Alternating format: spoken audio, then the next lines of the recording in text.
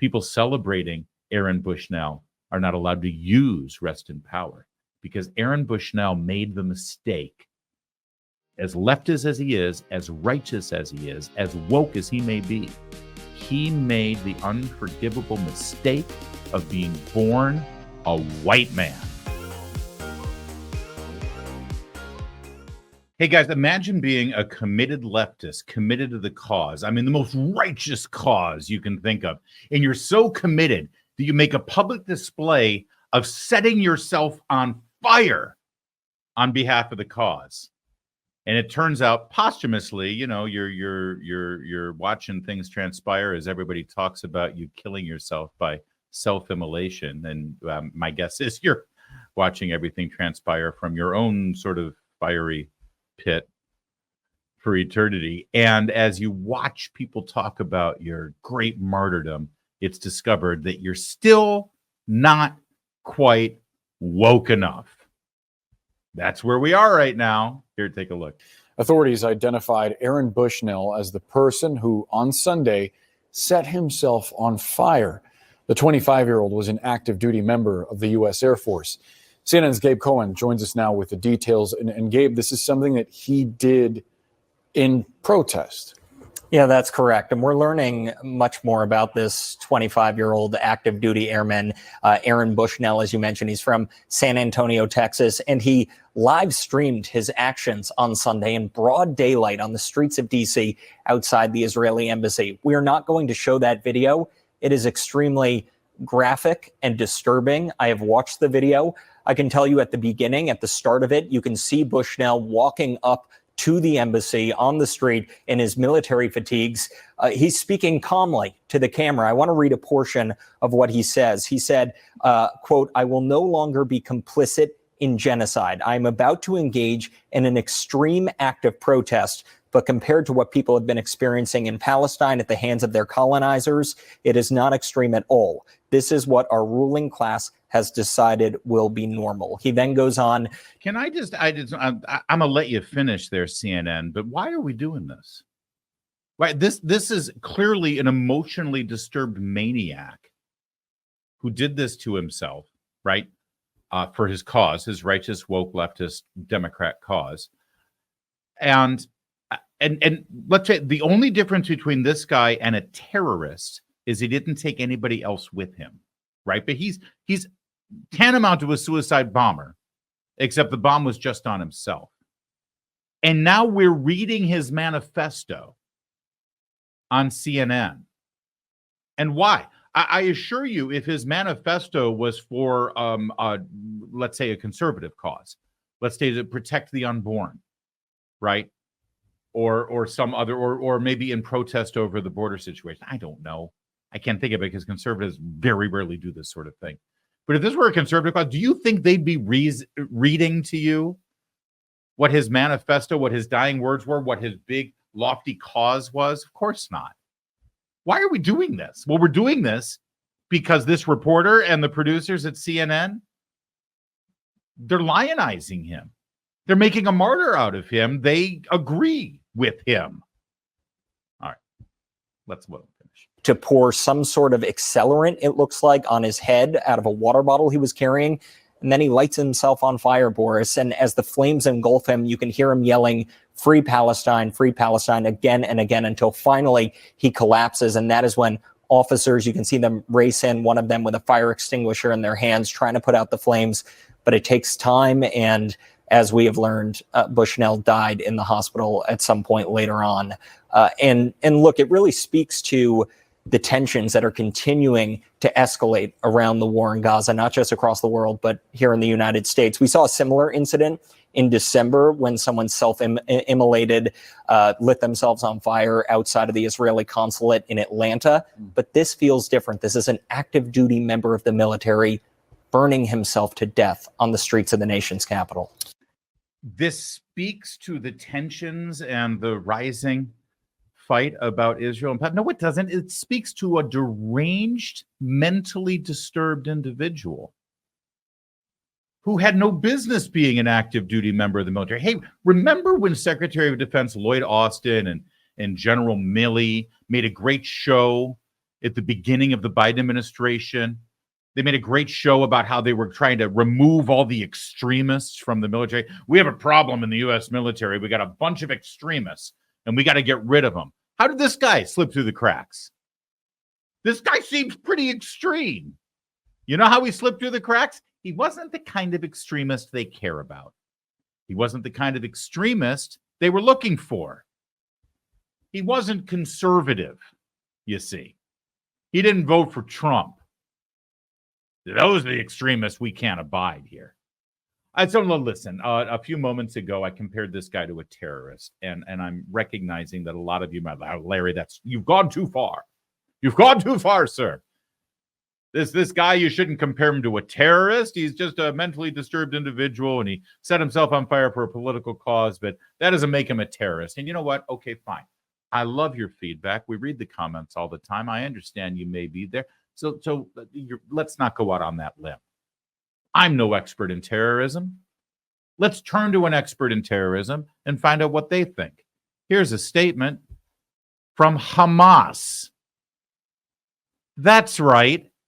The terrorist organization Hamas that just carried out the October 7th massacre, that started this renewed call for freeing Palestine because, we must reward the terrorists with what they want.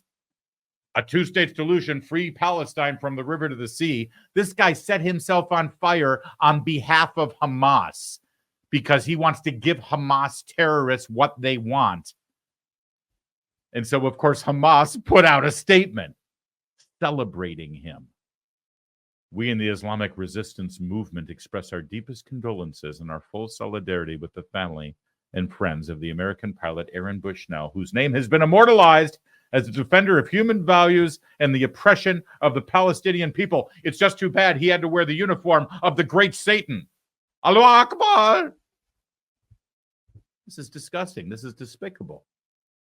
Of course he's a terrorist. He's being celebrated by terrorists because he has common cause with them.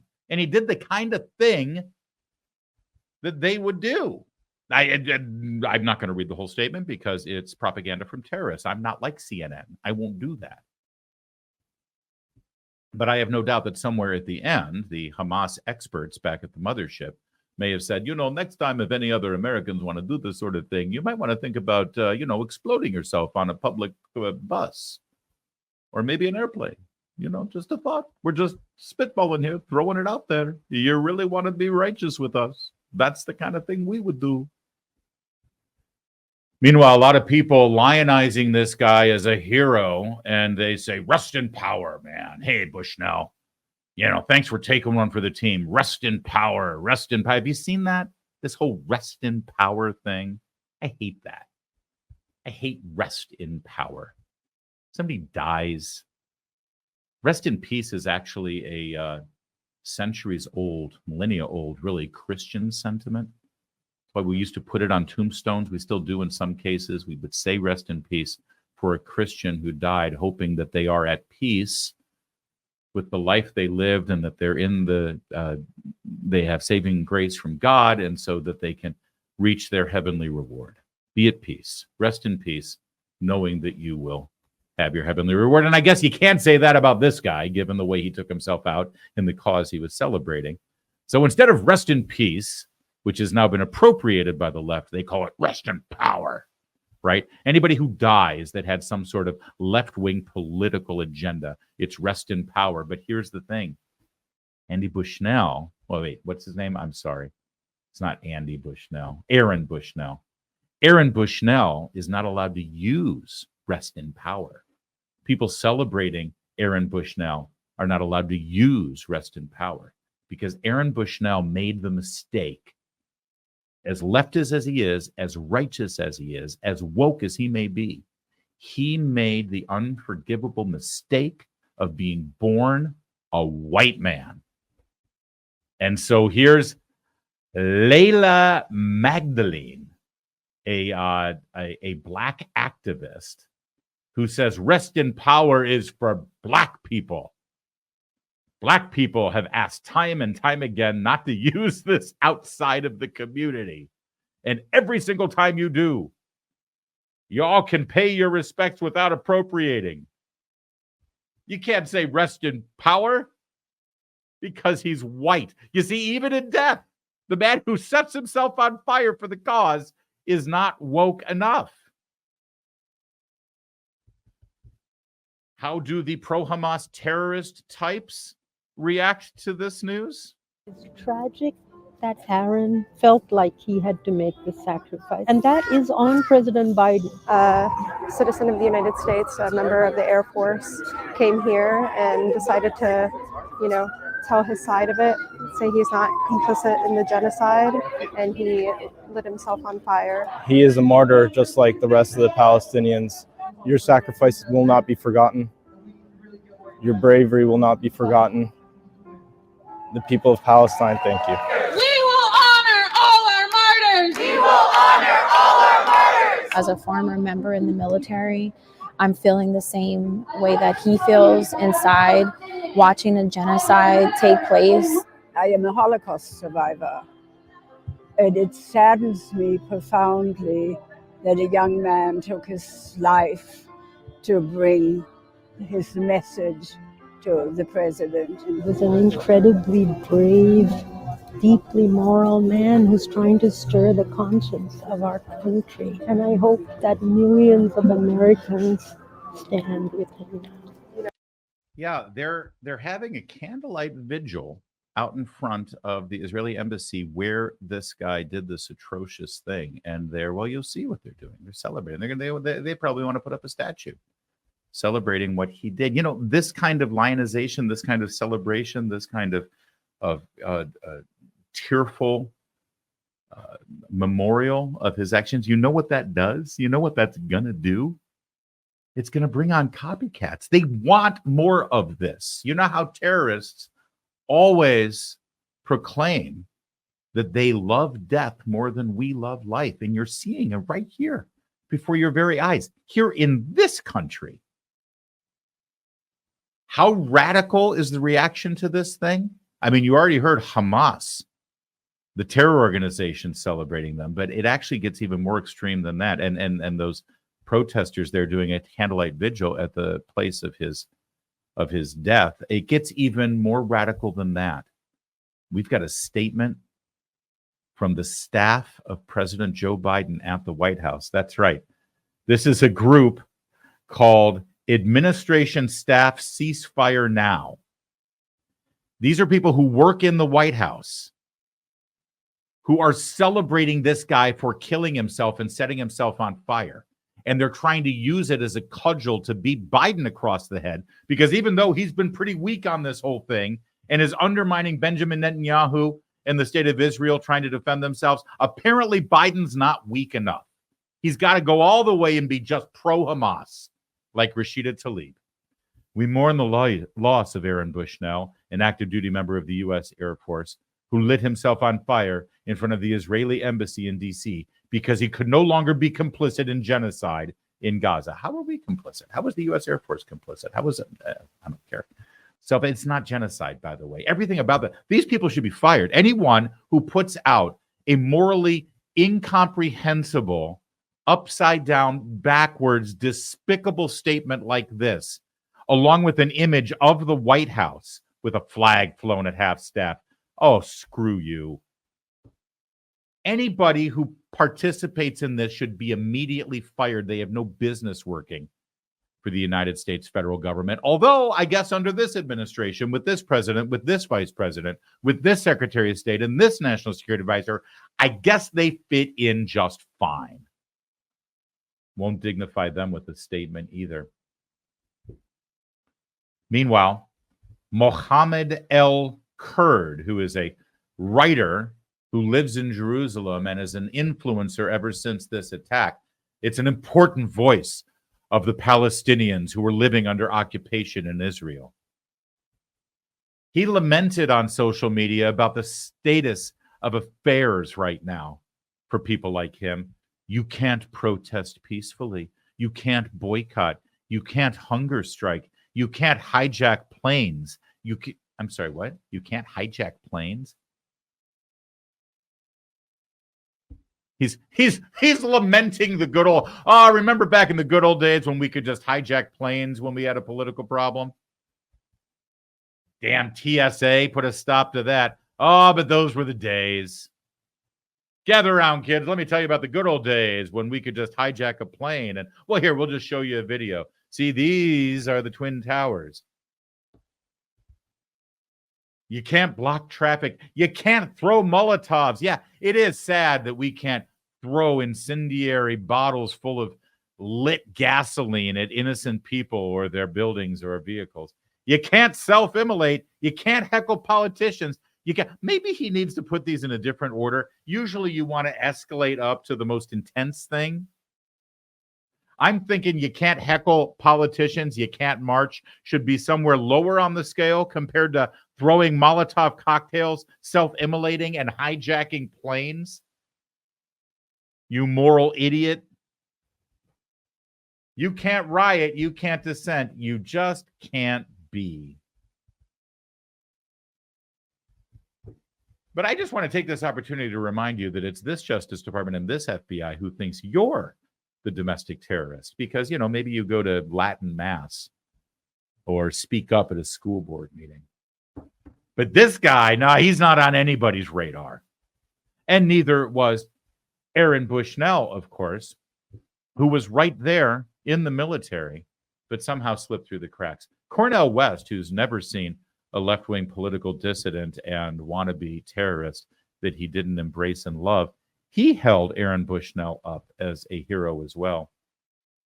Let us never forget the extraordinary courage and commitment of brother Aaron Bushnell, who died for truth and justice. I pray for his precious loved ones. Let us rededicate ourselves to genuine solidarity with Palestinians undergoing genocidal attacks in real time.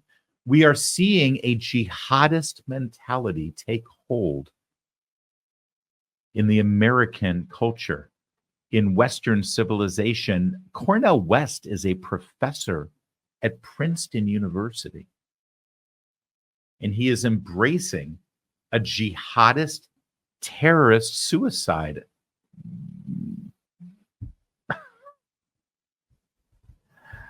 Time magazine took it one step further to lie about this guy.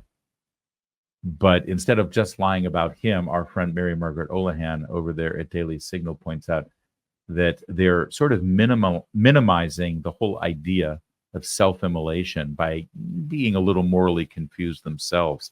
Look at this article, this sentence in the article about Bushnell's death. Self-immolation was also seen as a sacrificial act committed by Christian devotees who chose to be burned alive when they were being persecuted for their religion by Roman Emperor Diocletian around 300 AD. They chose to be burned alive? I mean, I guess technically they did. The choice was, do you want to be burned alive or do you want to be ripped apart limb by a lion? Or maybe crucified upside down like St. Peter was. Trust me, they would have preferred not to die at all.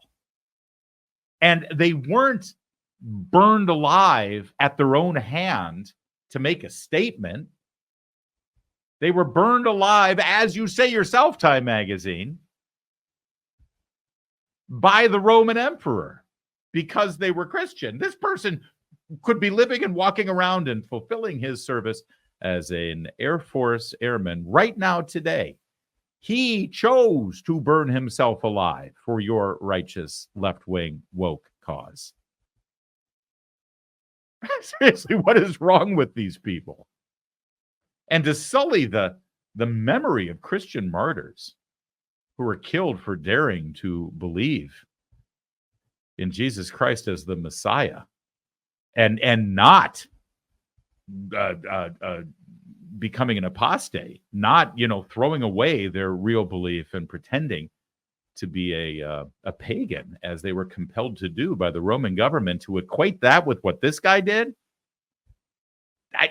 Somebody at Time magazine must actually understand the English language. When you're burned to death by the state, that's not self-immolation. But I guess right now we're witnessing the self-immolation of Time magazine. So I guess it all fits in together.